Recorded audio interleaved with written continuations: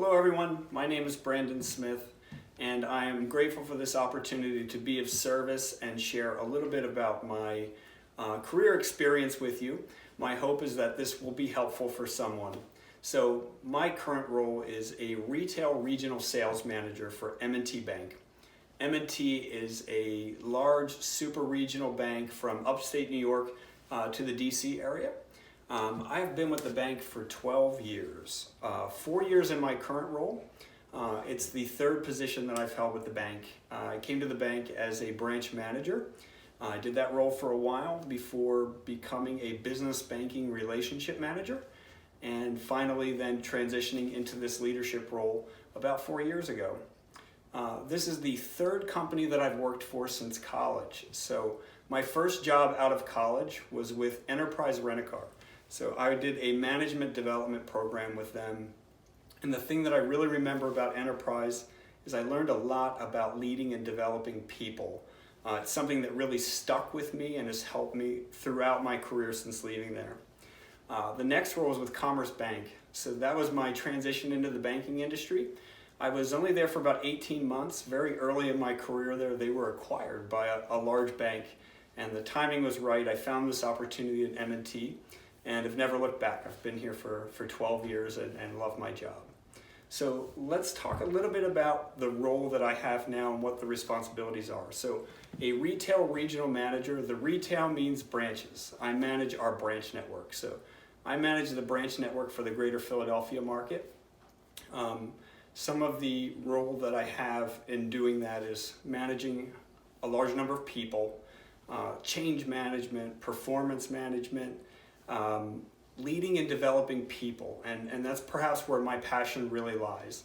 A part of this role is like being a teacher. It's teaching certain skills and then watching people realize their potential, and I have a lot of passion for that and really love that part of my job.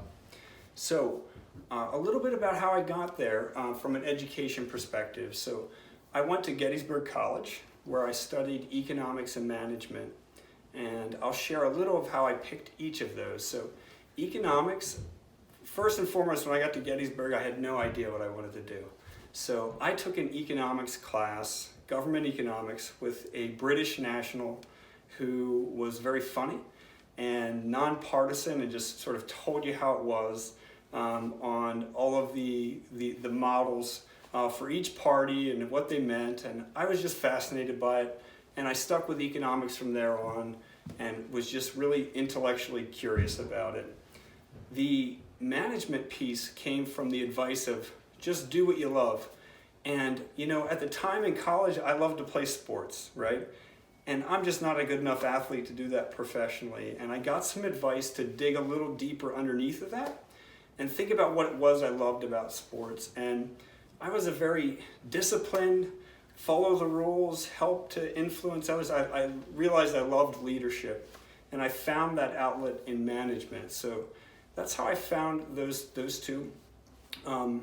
Thinking forward in my career, about 2 years ago I finished my master's degree. I have a desire to teach perhaps after my banking career, so I'd love to teach leadership on the college level.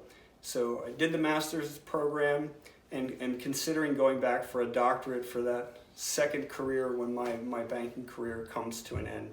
So I'll leave you with a bit of advice. The first piece of advice is follow your intellectual curiosity.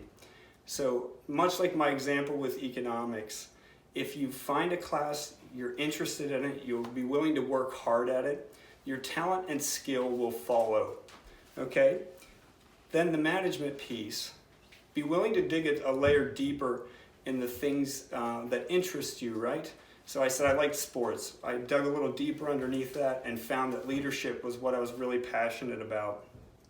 Finally, when transitioning into your career, my best piece of advice is to own your own development.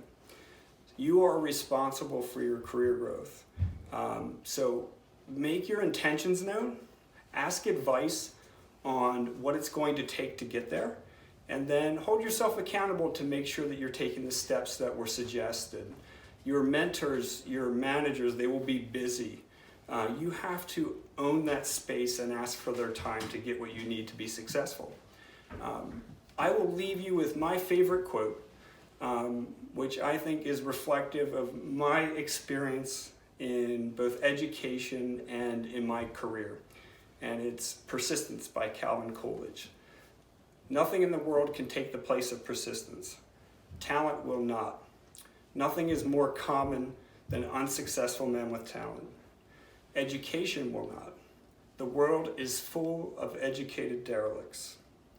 Persistence and determination alone are omnipotent. They will always solve the problems of the human race.